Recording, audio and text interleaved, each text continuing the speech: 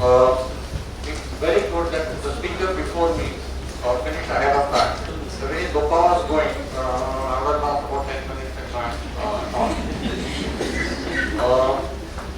Let me start formally, but I must caution you that this is an extremely informal, interactive talk. During the course of this talk, I'll ask you to do things. Please do them. I'm serious. You have to do it. The part of this talk will fall flat if you don't do what I say. It's an order, okay? It's also a request. Respected Dean Sir, Dr. Deshmukh, where are you? Oh, yeah. Venerable Gopal Mehta, where are you? There's a huge difference between the two words, respected and venerable. If you don't know, Google. Faculty here, past, present, known, unknown, staff of the GS Medical College and hospitals, and respected students. These days, you have to say respected students. Otherwise, they complain to the SPCA and say, we are being treated like animals. I learned it the hard way. Is my presentation ready? Yeah. Can we have the lights down? I'm a radiologist. Okay,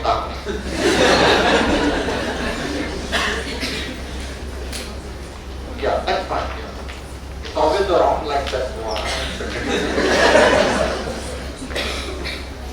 I want to take you back to 2008 or 9. This was a rage in 2008 or 9. Randy Pausch was a professor of computer sciences at the Carnegie Mellon Institute. And he was a brilliant teacher, very respected and a great researcher. Around this time the lecture was being delivered by him, he had multifocal hepatocellular carcinoma and he was died, literally died. So the rules of the university were jumped and he was out of turn, given a chance to give a last lecture. The lecture that somebody delivers before he retires or leaves the institution. I didn't mind, so I said, why not our hospital or institution have a last lecture? So I went to the then dean, Dr. Shiraki, and I said, sir, can we have a last lecture? Typical of Dr. Shiraki, he never says no. Go ahead, but mera kaam mat karo.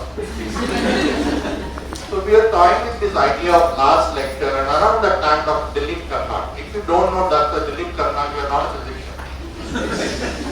So I told Dilip, you are retiring. Why don't you start the last lecture? So somebody had to start that last lecture. Dilip, if you know it, has no expressions on his face. If you have not seen a case of Parkinsonism, look at Dilip and Parkinsonism. So Dilip looks at me and says, "Pagal ho gaya." That sort of stopped it at that moment. That was 2009. In 2009, again, I was very scheming. You heard the phrase, the vulture is the patient bird. So I have a vulture waiting. I said I am retiring in 2010 November, let me give the last lecture. The first last lecture was given by Ravi Ramakantan. What a glory. So I started preparing this talk, and the talk that was running through my mind for a very long time. And what happened at that time was I went through the motions of thinking about it, and something happened and I could not proceed further. There was a thought block. I just could not complete the thought process in my mind. This was 2009 or 2010, and the last lecture never happened, the one that I wanted to give. 2015 changed all that. I suffered from viral encephalitis. I was unconscious on a ventilator for close to 2 months, but I survived, obviously. What happened during the phase of unconsciousness gave me a new insight about what is I, what is the self. And before we go further, please do this for me. Turn to your right or to the left, and no matter who is there on that side, introduce yourself or say, I am so and so. Don't run your CV too. Just say, I am so and so. I'll give you 30 seconds. Please do that. Turn to your right. Don't have hard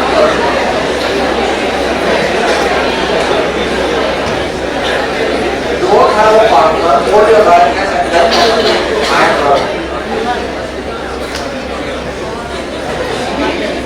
This is an important part done. Thank you very much. I didn't expect such a positive response. I'll tie that towards the end of my talk. So as we go along here,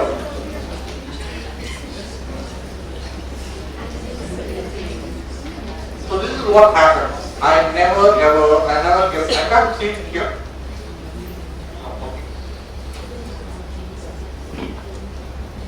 Why did this all start?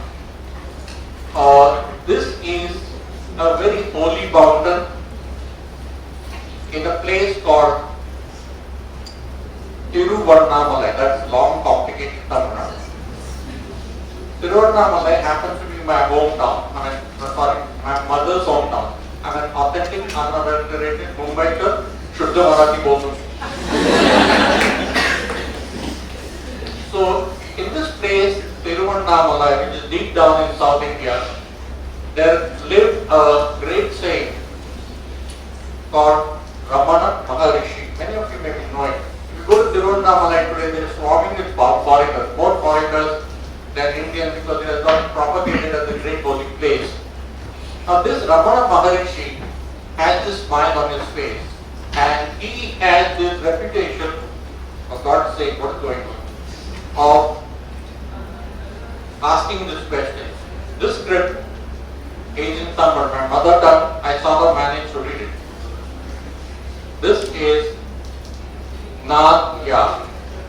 Na is I, Ya means who am I. For those of you who are from the staff or whoever, whatever, this means simply in our language here, me ko, who am I. We have this question. And this guy was extremely smart. He beats us holy. Hollow. So you go, my mother has seen him many, many times. I vaguely remember seeing him as a small child. You go to him and ask any question. People will go there. Will I pass an exam? Will I get married? Will my wife black out? All sorts of things, right? He was smart.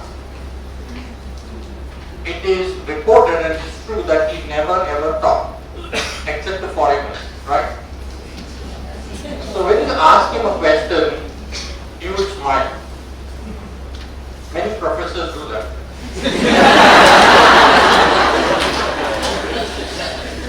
And I do that all the time, right? I smile, I go a little further, I say, that's a great question. Why don't you read up and tell me? So he sort of never opened his mouth. And when he did, he said just one thing. Answer the question, who am I, for yourself, and everything will fall in place. 10 years back, it didn't make much sense to me, and Lopa and I would have endless arguments on this, till she introduced me to sorry. And please, I'm really sorry because yeah, this is the man. This is Dayanand Saraswati. We sort of hate people in orange robes. We are people of science. We work with molecules and we work with, let's say, all sorts of molecular imaging and stuff like that. What is this man doing? So Lopa introduced me to him, and I've seen him at close range and I listened to him. He can talk about quantum mechanics, the wave and the particles, as well as, believe me, as well as he can talk about the Bhagavad Gita. So once I use influence in high places, I do that all the time. I'm here because I have influence in high places. And talked him one-on-one. And I said, etc., etc., how do you answer this question, who am I? For me, it's my brain.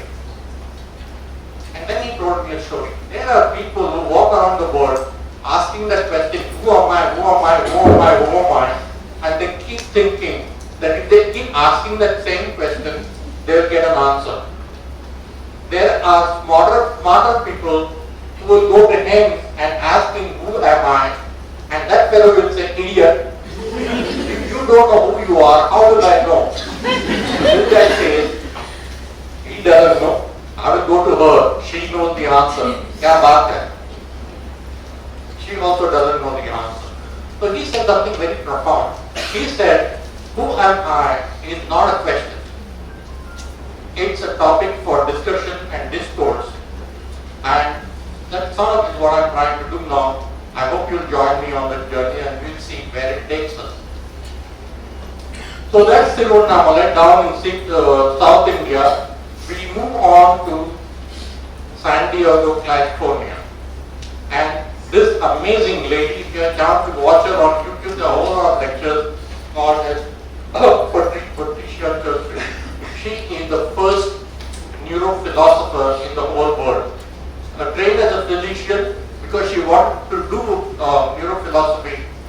She turned into philosophy and she is quite simply amazing in her thought process.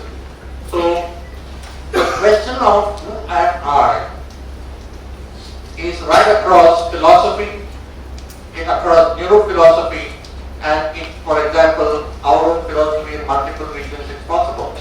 It spans everything because we have this ability to think. Now, practical class begins. Please close your eyes. When I say please close your eyes, I mean both eyes. Don't sleep. Think for yourself. Ask yourself this question. When was it that you came to know that your name was Ravi or whatever it is, right? Just think for 10-15 seconds. 15 seconds is a long time and you wait for it from here. Don't open your eyes, please, till I tell you. So you have thought about when was it that you heard your name first time. The second question is, when was the first time that you looked in a mirror and realized that what you see in the mirror is you?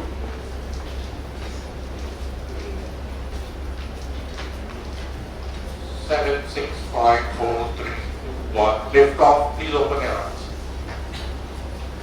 It's impossible to answer these questions. Extremely difficult. If you can answer this question, you don't have brain. You have a PC upstairs. But today we live in a world, you live in a world where you know who you are and what your name is. It's sort of intuitive that you can identify yourself with self.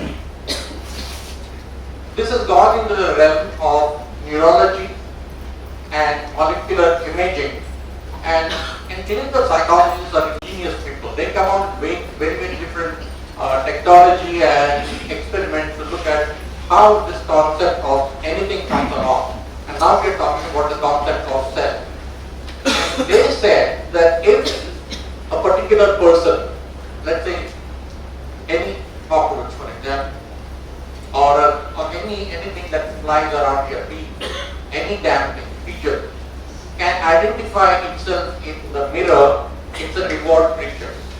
So they had this so-called mirror test where they would put a small mark on the forehead or whatever of that animal, and if that animal recognized itself as I, it would sort of work on that. Right? It was an ingenious way. There are many arguments for and against it, but this is what is standard as recognition of I.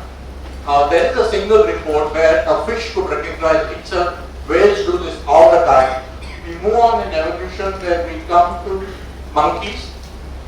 All sorts of primates can recognize themselves in the mirror. So they will remove that mark. And they can sort of admire them and they do a better job than we do. Right? They comb their hair. Literally, monkeys do that. They comb their hair. And an elephant. Elephant is my most favorite animal of all the world. This is my picture, my own picture in the Tiruvannamalai temple. I took this picture in spite of the fact that there was a warning there, no pictures in this. I took that picture and ran from there. That guy was running after me. Sir, in the picture, okay? Sometimes you have to break rules because this is my favorite animal in the world. Elephants do that all the time, every single time. So there is a theory that as you go up in evolution, you have the sense of I. It's a big deal. It's not easy ability to have that sense of, although we take it for granted, I am so and so. You don't say, I am Ravi, I am Dr. Ravi Ramakantan. Can you ever heard of an architect saying, I am architect so and so? Or a policeman doctor, yeah? Or doctor means doctor.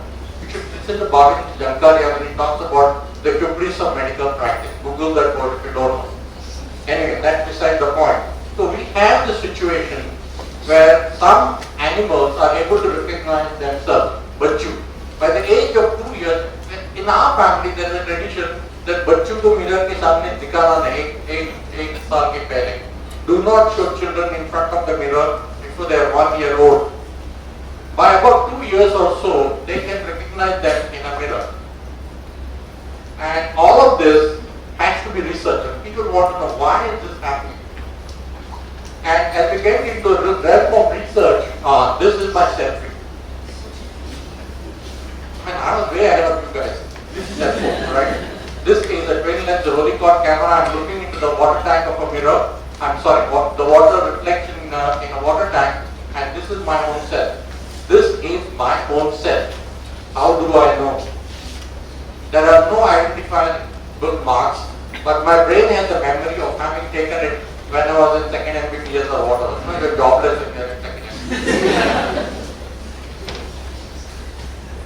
And the whole concept then, when you I was really interested in neuroanatomy. I was Lopamid. I took a brain in a small box bone, authentic Tangram family brain and bone. I almost got thrown out of the house. I'm completely fascinated. When I got into radiology, I still, admire how brains look like. Postmortem, you do an angiogram on the patient, you do a CT scan on the patient. Unfortunately, the patient passes on. You go to the autopsy room, attend the autopsy, go to brain cutting, and you wonder what was it about. So it falls into the realm of research, and then consciousness. This decade has been declared the decade of consciousness.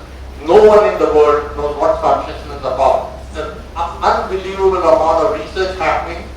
Even Walter Crick talked about consciousness, but we really do not know what consciousness is, where it comes from. A part of consciousness is self-awareness, which is in a higher level of development. And then when you do extensive neuroanatomical and extensive neuroradiological studies, you can sort of, please mark my words, you can sort of localize the sense of I to these areas in the brain. How you do is another spectrum of ingenious tests that neuropsychologists have, and it has been proved repeatedly by multiple people that these are the areas in the brain which has the sense of self. Also, patients who have damaged these areas have problem identifying themselves. So we know more or less surely that the sense of self comes from these parts of the brain. In essence, I am my prefrontal cortex, I am my cingulate gyrus. What is happening during the period of unconsciousness was quite simply amazing. I talked about my illness. To the family outside, to the physicians outside, I was unconscious. Ravi is using, it was all over the place. Ravi is still using, no change in general condition. My mind was racing. Ravi was unconscious, I was aware. For a large part of that unconsciousness, my mind was reeling. It was like a dream state. I imagined a passage from the hospital to my home, and I wondered how is that possible? I worried about the type of wheelchair I would want to buy when I get back to work.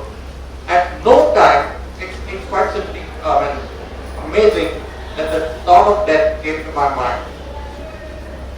The point I'm making is my brain is doing something that Ravi does not know to the outside world. The two are different things. It's like a sleep state, but quite different. The whole experience is difficult to tell.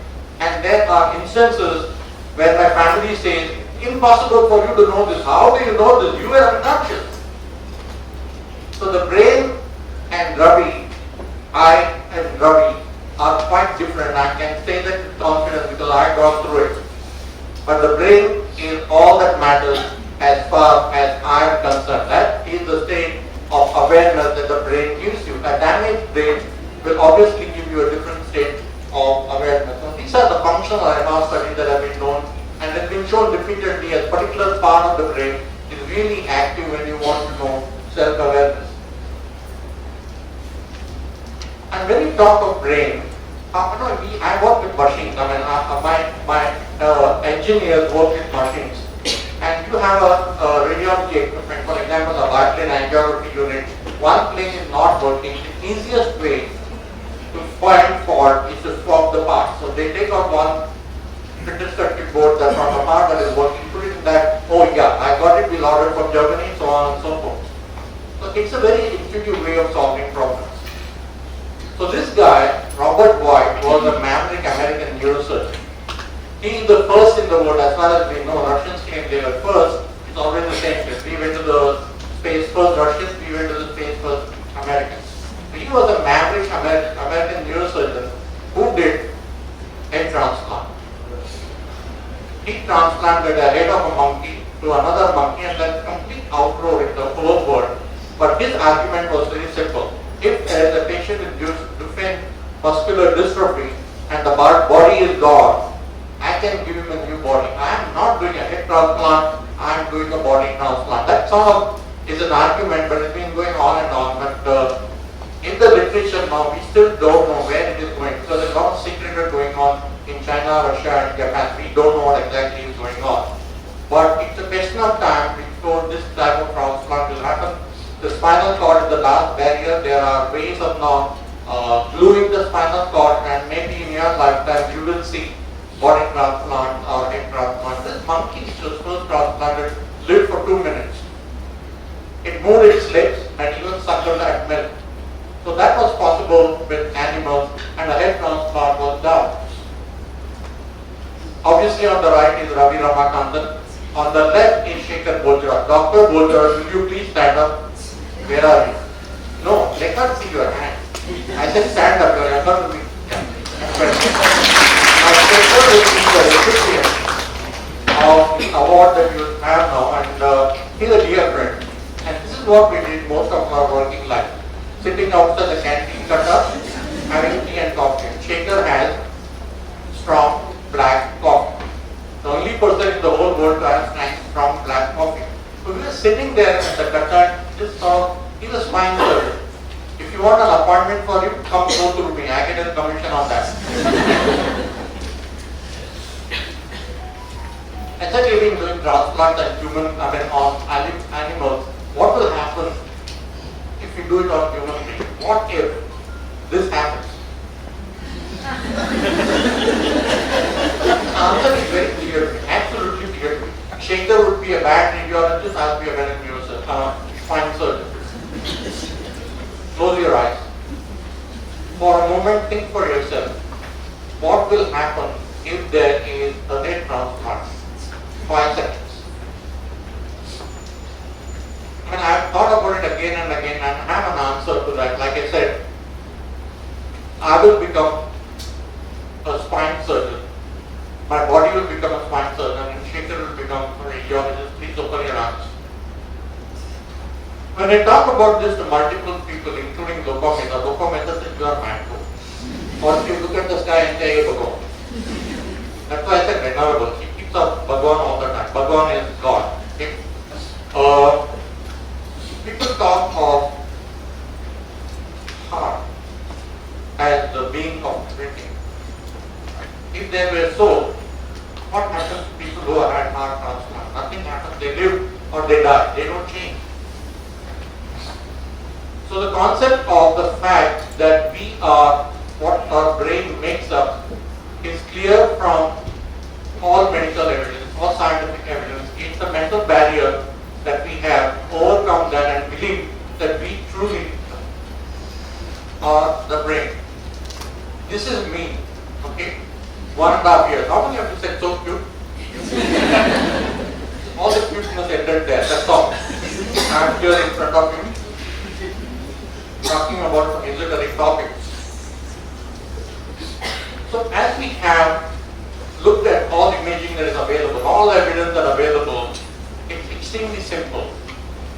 Just like kidneys excrete urine, the liver excretes bile, the brain secretes meat. As they grow older and older, everything changes. Two things don't change. My brain doesn't change, and my obsession with model trains and basketball doesn't change. Radiology is incidental, optional, extra.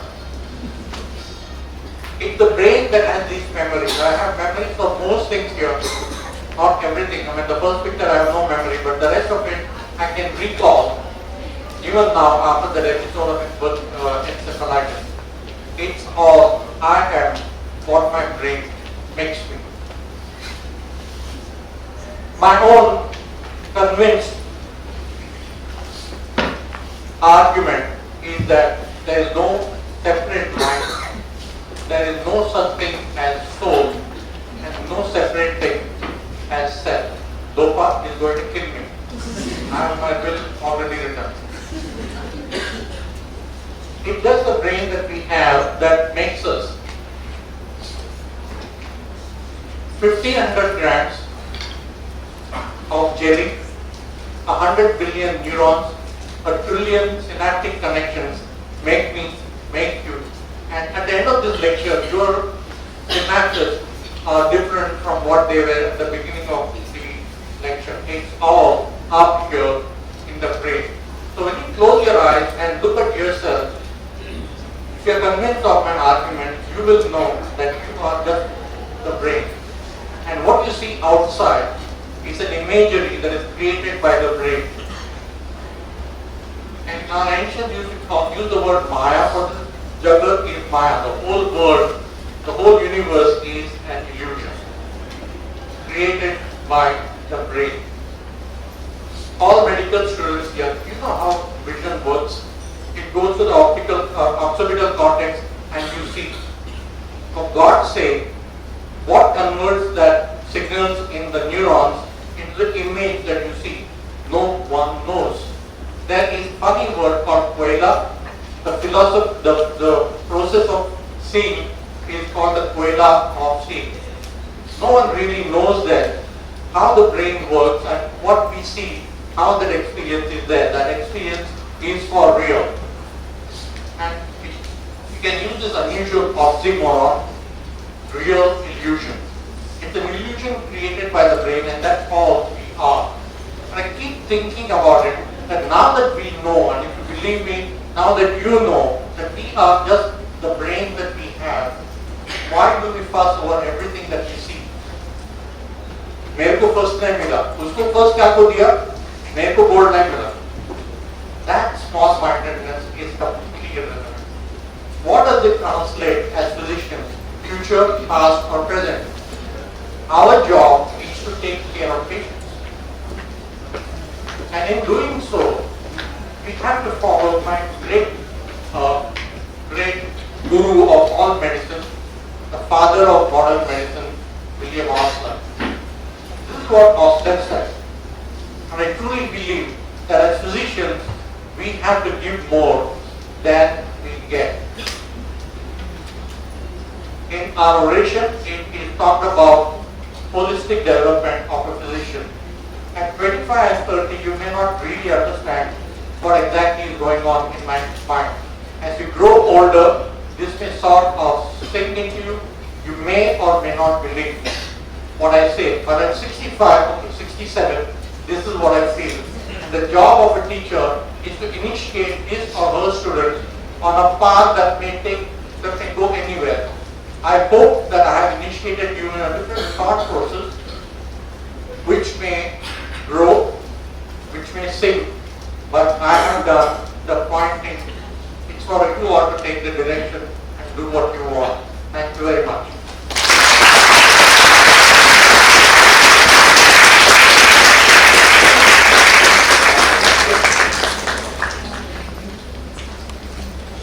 Request our chairpersons to please take their seats on that. I request Dr. Lopa Mehta ma'am to felicitate Dr. Ravi Ramakan.